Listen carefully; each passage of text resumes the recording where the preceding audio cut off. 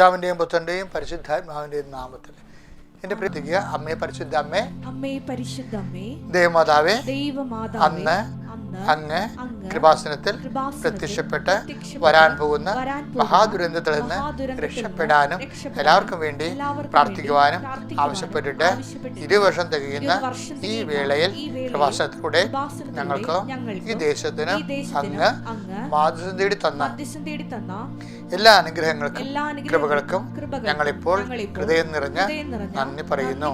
അമ്മേ പരിശുദ്ധ അമ്മേ, ജപമാല മാതാവേ, സകല കൃപാസനം പ്രാർത്ഥനയോടും ചേർത്ത് ഞങ്ങളിപ്പോൾ പ്രാർത്ഥിക്കുന്ന ഈ കുടുംബത്തിന്റെ പ്രത്യേക നിയോഗം സമർപ്പിക്കണം. അതിലൊരു നിയോഗം, കർത്താവേ എന്നെ വിശുദ്ധയാക്കണമെന്നായിരിക്കണം. ബാക്കിയെല്ലാം നിങ്ങളുടെ ജീവിതാവസ്ഥകളെ സമർപ്പിക്കുക. ഈ പ്രതിസന്ധികളെ അതിജീവിക്കാനുള്ള പ്രത്യേക കൃപയ്ക്ക് വേണ്ടിയും പ്രാർത്ഥിക്കുക.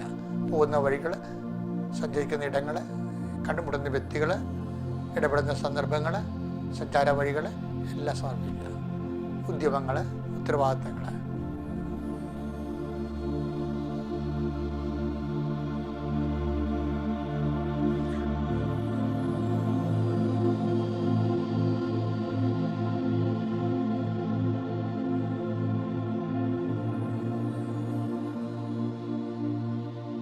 അമ്മയുടെ പ്രത്യക്ഷീകരണത്തിന്റെ ദ്വാദശവേളയിൽ ഈ നിയോഗങ്ങളെല്ലാം ഞങ്ങൾക്ക് സാധിച്ചു തരുവാൻ കനിയണമേ. ആമേൻ. വിശ്വാസ പ്രമാണം. സർവശക്തനായ പിതാവും ആകാശത്തിന്റെയും ഭൂമിയുടെയും സൃഷ്ടാവുമായ ദൈവത്തിൽ ഞാൻ വിശ്വസിക്കുന്നു. അവിടുത്തെ ഏകപുത്രനും ഞങ്ങളുടെ കർത്താവുമായ ഈശോ മിശിഹായിലും ഞാൻ വിശ്വസിക്കുന്നു. ഈ പുത്രൻ പരിശുദ്ധാത്മാവിനാൽ ഗർഭസ്ഥനായി കന്യകാമറിയത്തിൽ നിന്ന് പിറന്ന് പൊന്തിയോസ് പീലാത്തോസിന്റെ കാലത്ത് പീഡകൾ സഹിച്ച് കുരിശിൽ തറയ്ക്കപ്പെട്ട് മരിച്ച് അടക്കപ്പെട്ട് പാതാളങ്ങളിൽ ഇറങ്ങി മരിച്ചവരുടെ ഇടയിൽ നിന്ന് 3-ാം നാൾ ഉയർത്ത് സ്വർഗത്തിലേക്ക് എഴുന്നള്ളി സർവശക്തിയുള്ള പിതാവായ ദൈവത്തിന്റെ വലതുഭാഗത്തിരിക്കുന്നു. അവിടെ നിന്ന് ജീവിക്കുന്നവരെയും മരിച്ചവരെയും വിധിക്കുവാൻ വരുമെന്നും ഞാൻ വിശ്വസിക്കുന്നു. പരിശുദ്ധാത്മാവിലും ഞാൻ വിശ്വസിക്കുന്നു. വിശുദ്ധ കത്തോലിക്കാ സഭയിലും പുണ്യവാന്മാരുടെ ഐക്യത്തിലും പാപങ്ങളുടെ മോചനത്തിലും ശരീരത്തിന്റെ ഉയർപ്പിലും നിത്യമായ ജീവിതത്തിലും ഞാൻ വിശ്വസിക്കുന്നു. ആമേൻ. സ്വർഗ്ഗസ്ഥനായ ഞങ്ങളുടെ പിതാവേ, അങ്ങയുടെ നാമം പൂജിതമാകണമേ. അങ്ങയുടെ രാജ്യം വരണമേ. അങ്ങയുടെ തിരുമനസ് സ്വർഗത്തിലെ പോലെ ഭൂമിയിലും ആകണമേ. അന്നു വേണ്ടുന്ന ആഹാരം ഇന്ന് ഞങ്ങൾക്ക് തരണമേ.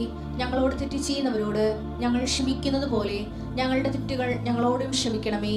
ഞങ്ങളെ പ്രലോഭനത്തിൽ ഉൾപ്പെടുത്തരുതേ, തിന്മയിൽ ഞങ്ങൾ രക്ഷിക്കണമേ. ആമേൻ. നന്മ നിറഞ്ഞ മറിയമേ, സ്വസ്തി. കർത്താവ് അങ്ങയുടെ കൂടെ സ്ത്രീകളിൽ അങ്ങ് അനുഗ്രഹിക്കപ്പെട്ടവളാകുന്നു. അങ്ങയുടെ ഉദരത്തിൻ ഫലമായി ഈശോ അനുഗ്രഹിക്കപ്പെട്ടവനാകുന്നു.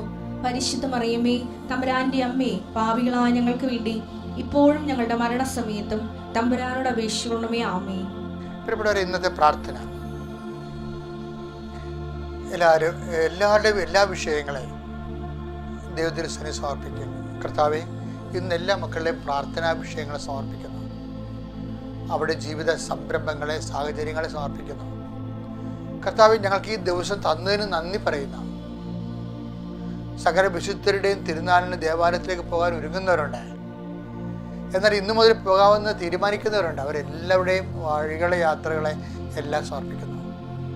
കർത്താവിൻ്റെ ആലയത്തേക്ക് നമുക്ക് പോകാം എന്നവർ പറഞ്ഞപ്പോൾ തന്നെ ഞാൻ സന്തോഷിച്ചു. ശരിയായി സംയോജിച്ച് പണിതിരുന്ന നഗരമായ ജെറുസലേമേ, നിന്നെക്കുറിച്ച് ചിന്തിക്കുമ്പോൾ തന്നെ എൻ്റെ കാൽപാദങ്ങൾ നിൻ്റെ പടിവാതിക്കൽ ഊന്നിയിരിക്കണം എന്നൊക്കെ പറയുന്ന ഒരു ദൈവാനുഭവത്തിൻ്റെ ദൈവാനുഭവങ്ങളുണ്ട്. അതൊക്കെ അനുഭവിച്ച ജനങ്ങളുടെ ഒരു പൈതൃകമാണ് നമ്മൾ പേറുന്നത്. ഇന്ന് ഈ ഒരു നല്ല ദിവസത്തിൽ ജീവിതത്തിൽ ഒരിക്കലെങ്കിലും ദൈവത്തോട് എന്തെല്ലാം കാര്യങ്ങൾ നീ ചോദിച്ചു ദൈവത്തോട്. ജയിച്ച കാലം പോലെ നീ ഓരോ കാര്യങ്ങൾ ചോദിക്കണം ദൈവത്തോട്. പക്ഷേ വിശുദ്ധനാകാൻ വേണ്ടി ചോദിക്കുന്ന എത്ര പേരുണ്ട്, വിശുദ്ധയാകാൻ വേണ്ടി പ്രാർത്ഥിക്കുന്ന എത്ര പേരുണ്ട്. നമ്മളുടെ എബ്രഹാത്തിനോട് ദൈവം എന്താ പറഞ്ഞത്? 17:3 അവരുടെ പുസ്തകം, നീ എൻ്റെ മുമ്പാകെ നടക്കണം, വിശുദ്ധിയുള്ളവനാണ്.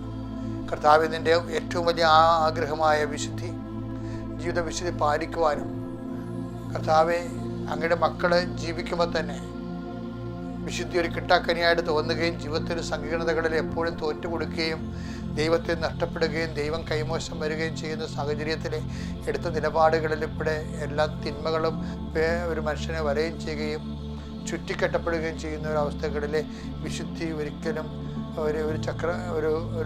ഒരിക്കലും ചിന്തിക്കാനാവാത്ത ഒരു വിഷയമാണ്.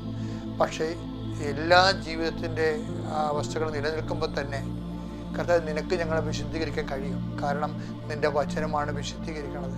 നീ ഒരു മനുഷ്യൻ വിശുദ്ധനാണെന്ന് പറഞ്ഞാൽ നീ വിശുദ്ധനാകും.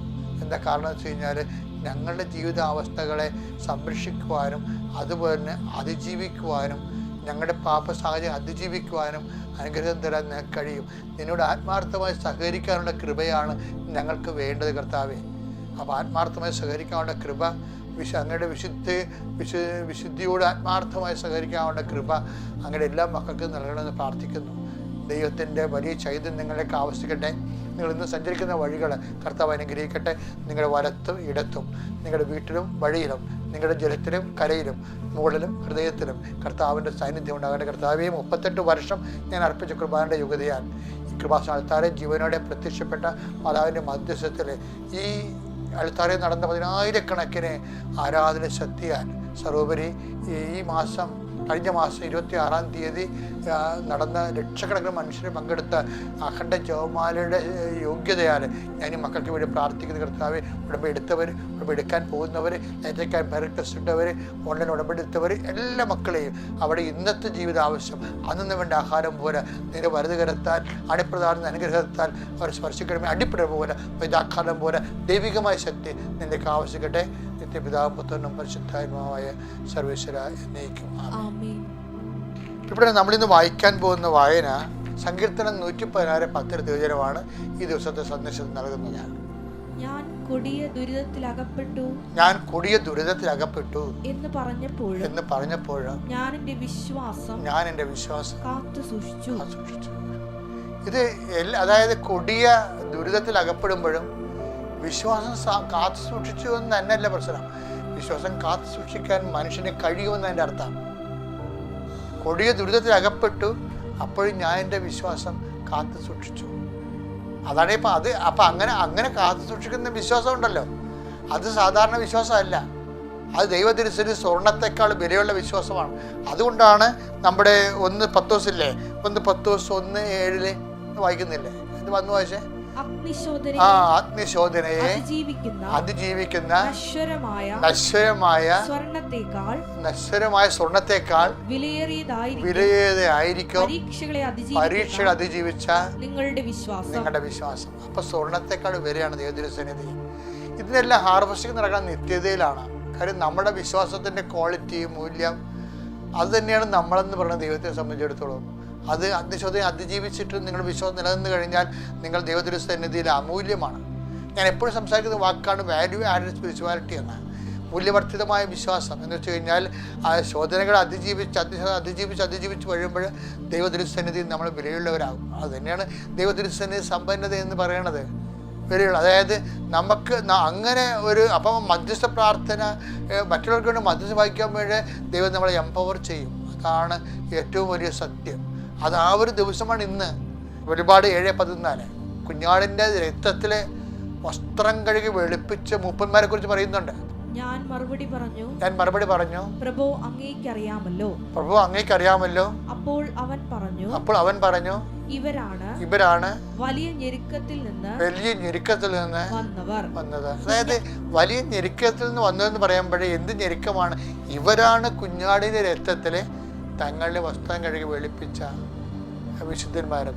നമ്മളിന്ന് സകല വിശുദ്ധന്മാർക്ക് വേണ്ടി പ്രാർത്ഥിക്കുമ്പോൾ എല്ലാവരെയും വിശുദ്ധിയിലേക്ക് ദൈവം വിളിക്കുമ്പോൾ ഇതുപോലുള്ള സകല സാഹചര്യങ്ങളിലൂടെ വിശ്വാസത്തിൽ കടന്നു പോവുകയും സകലകാല സാഹചര്യം കഴിയുമ്പോഴും അതിജീവിച്ച വിശ്വാസം നിലനിൽക്കുകയും ചെയ്യുമ്പോൾ നിൻ്റെ ആത്മാവിൻ്റെ വസ്ത്രം നീ കുഞ്ഞാടിൻ്റെ രക്തത്തിൽ വസ്ത്രം വെളുപ്പിച്ച വിശുദ്ധനാണ്. ജീവിക്കുന്ന വിശുദ്ധൻ എന്നൊക്കെ പറയുന്നത് അതാണ്. അപ്പോൾ നമ്മുടെ ലക്ഷ്യം എന്തെല്ലാം സംഭവിച്ചാലും ജീവിക്കുന്ന വിശുദ്ധനായിട്ട് വിശുദ്ധയായിട്ട് എന്നെ ഉയർത്തണമെന്ന പ്രാർത്ഥനയോടുകൂടി കർത്താവായ ദൈവം നിങ്ങളെ ആസ്വദിക്കണം.